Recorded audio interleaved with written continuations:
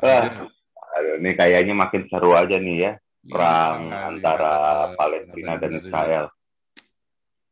Ini tadi saya baru dapat berita, Pak Paul, bahwa Erdogan ngajak si Rusia untuk join. Iya, tahu itu. Kemarin itu. Bajingan ini emang si Erdogan ini. Sama dia memprovokasi umat Islam yang ada di Eropa soal Islamofobia. Ayo bangkit, gitu katanya kan. Bajingan ini. Nah, ini pertanyaan saya satu, Pak Paul. Gog dan Magog itu siapa sih? Apakah Rusia termasuk di dalam Gog dan Magog itu apa bukan ya? Gog Magog itu saya belum tahu, tetapi hampir semua orang teolog-teolog itu berkata Gog Magog itu antara Rusia, ya kan, orang Rusia dengan dengan Amerika. Tetapi kalau saya kok nggak percaya ya. Saya nggak percaya. Nah, cuman memang kalau kita lihat Magog itu ya, Magog itu adalah orang-orang yang ada di daerah utara. Kalau bilang daerah utara, ya antara orang-orang antara orang-orang Rusia atau orang-orang, ya kalau Cina sendiri kan nggak di utara juga ya. Nah, itu kelompok Magog. Tapi kalau perang akhir zaman nanti, peperangan terakhir itu sebenarnya kalau kita melihat Gog Magog itu nanti baru setelah kerajaan 1000 tahun. Jadi nanti di dalam kerajaan 1000 tahun. Setelah kerajaan 1000. Iya. Jadi perang Armageddon, Gog Magog itu setelah kerajaan 1000 tahun. Jadi itu semua peta itu bisa berubah total dalam 1000 tahun. Nggak seperti hari ini kita bayangkan. Jadi kalau Gog Magog itu menurut saya nggak bisa ditafsirkan sekarang. Karena itu masih 1000 tahun lagi kejadiannya. Tapi bukannya Gog dan Magog itu disebutkan di dalam perjanjian lama, Pak Paul, oleh Nabi Tuhan pada saat itu, dan kejadiannya memang pada masa itu juga ada kan? Enggak, bukan itu kan nubuatan toh. Nubuatan itu bukan ada sukunya gitu, bukan ya? Itu nubuatan itu yang di Gog Magog, yang itu ada Gog Magog. Makanya sampai hari ini pun juga tidak tercatat di dalam sejarah kan. Nggak mungkin sesuatu yang di ini ya, itu kan ada di Yeskel kalau nggak salah ya, di Yeskel berapa itu? Oke, di Yeskel itu ya, itu ada sebuah nubuatan. Nggak mungkin itu tidak tercatat dalam sejarah semua yang ada di Alkitab, karena Alkitab ini menjadi milestone sejarah. Semua orang kalau mau cari sesuatu, dia cari dari ini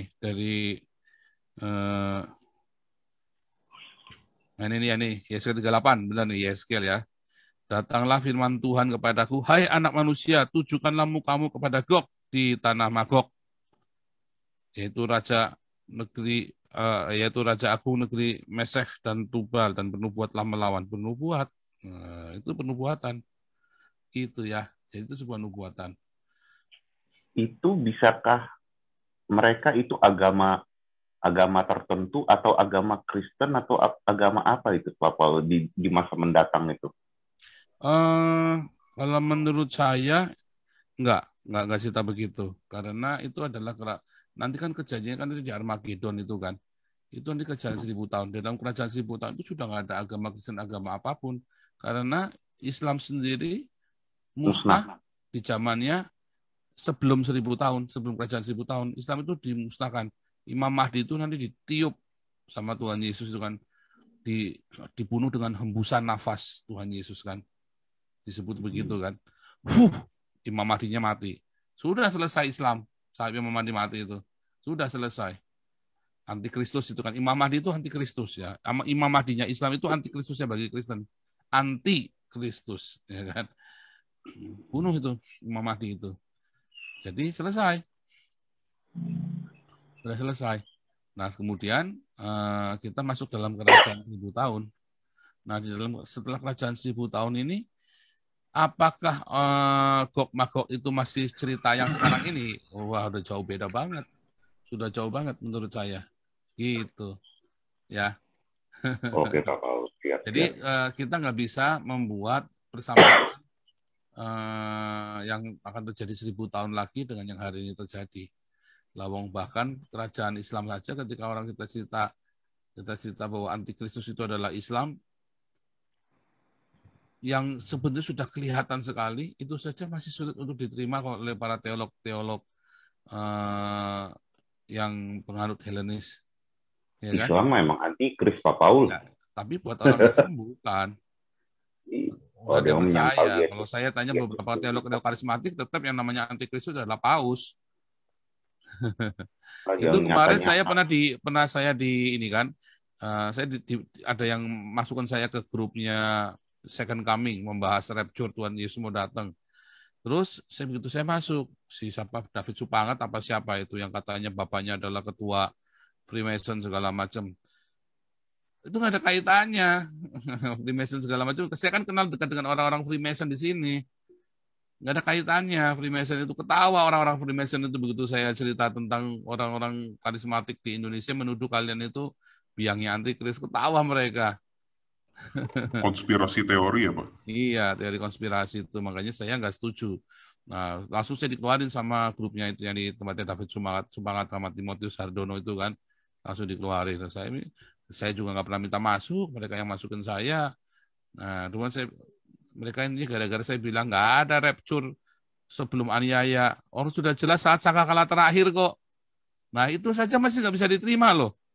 Yang sudah terang-terang tertulis loh. Rapture itu saat sangkakala terakhir.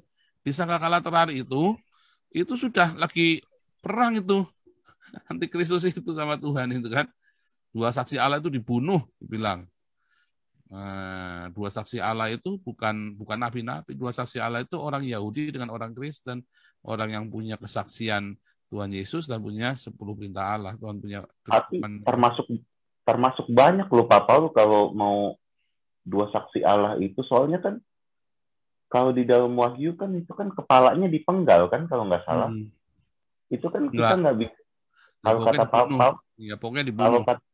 Kalau kata Pak Paul bilangnya jangan bergeser dari letterly, ya kan? Jangan menafsirkan melebihi daripada yang tertulis, ya kan? Penafsiran gramatikal lah kalau dalam bahasa hukumnya kan. Nah ini menurut saya sih Pak Paul ya, berbeda nggak apa-apa lah ya. Menurut saya sih itu Henok dan Elia sih Pak Paul. Nggak nyambung. Karena Elia kan sudah turun zaman Yohanes. Kan nggak pernah disebut turun lagi. Juga nggak ada. Kan Yesus bilang, tidak ada yang turun dari surga selain saya kan. Jadi nggak bisa Henok sama Elia turun-turun lagi, nggak bisa. Bahkan Elia yang turun pun adalah rohnya Elia, bukan Elianya kan. Itulah roh. Ya kan malaikat Tuhan bilang sama Zakaria, padanya kan ada roh Elia. Rohnya. Dan Yesus berkata, Yohanes itu Elia yang turun. Nah, orang-orang Kabbalah bilang itu reinkarnasi. Kalau saya bilang bukan. Kalau bilang roh Elia, artinya itu kuasa Elia seperti yang diminta oleh Elisa. Minta kuasa Elia. Aku minta 2 bagian rohmu. Ya kan? Apakah terus rohnya turun kepada Elisa gitu, kayak dewa-dewanya orang itu, Sunggokong begitu, rohnya masuk ke surga. Kan nggak begitu. Itu loh. Jadi, pola pemahaman roh, aku minta 2 bagian rohmu. Terus yang dikasih ternyata jubahnya Elia.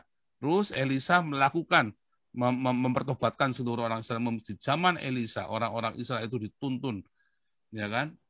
Nah sekarang sama ketika Yohanes dibilang ada roh Elia pada Yohanes. Apakah berarti Yohanes itu kerasukan rohnya Elia atau inkarnasi dari Elia? Bukan. Jadi pola Alkitab cara membacanya itu seperti itu. Sudah pernah dicontohin. Ini artinya ini. Sudah pernah dicontohin. Nah sekarang kita artinya juga harus ngikutin yang lama. Nggak bisa terus bikin arti sendiri. Gitu. Jadi itu literal banget ya. 2 saksi Allah itu. Itu kalau kita lihat beberapa ayat, itu ternyata 2 saksi Allah, orang yang punya kesaksian Yesus, dan orang yang satu adalah 2 saksi Allah itu adalah pohon zaitun. Ya kan? Itu pohon zaitun. Pohon zaitun. Nah, pohon zaitun itu apa pohon zaitun? Kita balik lagi ke Roma sama ke Zakaria. Ternyata itu adalah orang Israel dengan orang Kristen. Pohon zaitun itu. Gitu. Jadi ada pola. Kita nggak bisa terus membuat satu asumsi yang tidak berpola. Alkitab itu ditulis dengan sebuah pola ya. Ada polanya. Makanya orang-orang rabinik itu lihat pola. Dia ketawa kalau begitu bilang orang-orang Kristen Helenis ini menafsirkan. Dia ketawa mereka. Karena nggak begitu. Itu kan cara kamu membaca. Kamu kan nggak hidup di zaman itu. Itu kan pradugamu begitu. Kata si Nachamides itu ya. Si Ramban. Itu kan katamu. Kamu kan nggak hidup di zaman itu. Orang Alkitab Yahudi itu ditulis dengan sebuah pola. Ada pola nubuatan itu. Gitu ya. Itu katanya guru saya begitu. Itu guru saya juga seorang rabi juga ya, seorang rabi Yahudi juga. Begitu. Ada pola nubuatan, nggak bisa kita menafsirkan Alkitab dengan hermeneutik. Karena ada pola nubuatan dan pola itu nanti di cropping bisa sama nanti pola itu. Itulah sebabnya Tuhan Yesus juga berpola. Cara kerja Tuhan Yesus berpola. Angka-angka di Alkitab itu berpola. 1, 3, 40, 12, 70. Itu pola. Itu sebuah pola. Jubileum misalnya 70 tahun, 49 kali 10, itu sebuah pola semua angka-angka itu. Gitu, Pak. Ya. Jadi itu harus hati-hati. Tapi sama satu lagi, Pak. Kalau beda juga nggak menyalahkan, nggak apa-apa. Cuman sama satu lagi, Pak Paul. Salah kalau beda dengan itu biasanya saya lihat bolak-balik salah orang-orang menafsirkan itu. Sama satu lagi, Pak Paul. Ini saya pernah baca, ini juga menurut Yahudi juga sih. Katanya ini kan udah mendekati tahun 7000 ya menurut rabi-rabi Yahudi kan. Pak Paul pernah dengar nggak? Bukan begitu. Itu pasti salah nangkap itu. Yang dimaksud nggak seperti itu. Jadi ini kan udah tahun 6600 berapa gitu, udah mau mendekati tahun 7000 lah. Menurut orang Yahudi. Pak Paul pernah dengar nggak itu? Nggak salah, Pak. Sekarang ini baru tahun 7 sekitar belum tahun 6000 Pak sekarang Pak. Belum ya. Belum. Jadi roman-romannya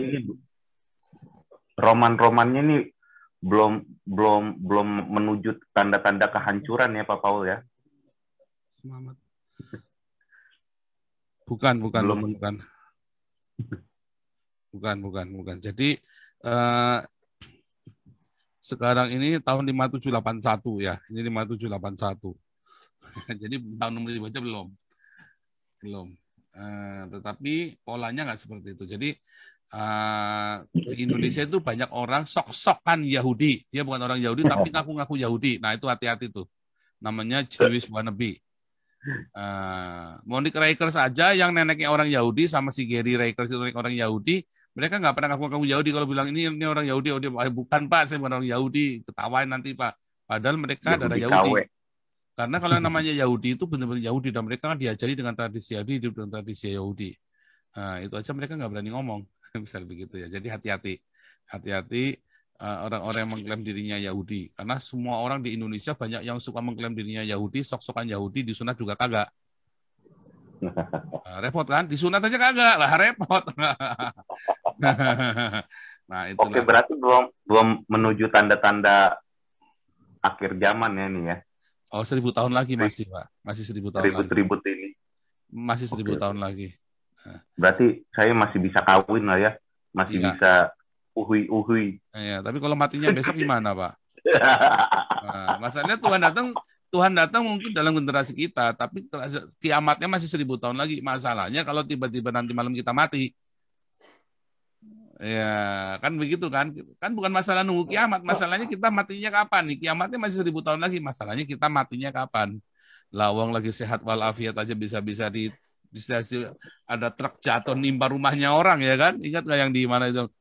Yang truknya bisa jatuh itu loh, bisa nimpa truknya nyelonong dari jembatan bisa nyelonong rumahnya dia. Nah, itu kan coba siapa yang nyangka yang begitu kan?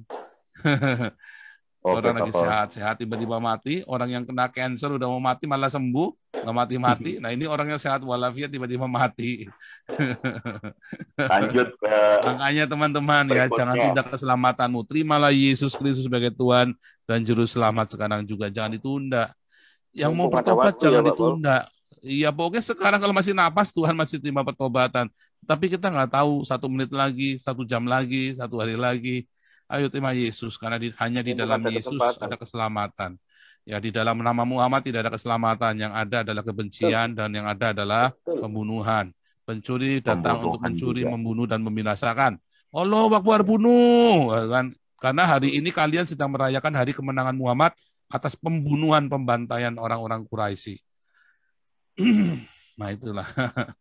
Kalau kita hari ini sedang merayakan ya bagaimana Yesus yang sudah menang itu naik ke surga. Menang atas apa? Menang atas maut, atas dosa-dosanya manusia. Sehingga Yesus bangkit dan naik ke surga. Dia menyelamatkan, menebus supaya manusia nggak perlu saling bunuh lagi. Haleluya. Sudah dikalahkan. Iya, supaya tidak perlu ada orang yang darahnya dihalalkan lagi, karena cukup darah Yesus saja bagi seluruh dunia. Sehingga tidak perlu lagi ada pertumpahan darah di dunia ini untuk yang disebut dengan perdamaian. Nggak perlu lagi, karena Yesus sudah menumpahkan darahnya untuk perdamaian dunia ini. Sayang manusia tidak mau menerima kasihnya ya. Bahkan gereja pun mengelabui jemaatnya. Bahkan gereja pun ya dengan nggak mau ikuti ajaran Yesus, malah ikutin dogma. Nah, itu tadi akhirnya bunuh-bunuhan. Baik lagi, nggak perlu kita penuh saling membunuh kalau sudah di dalam Yesus Kristus. Amin.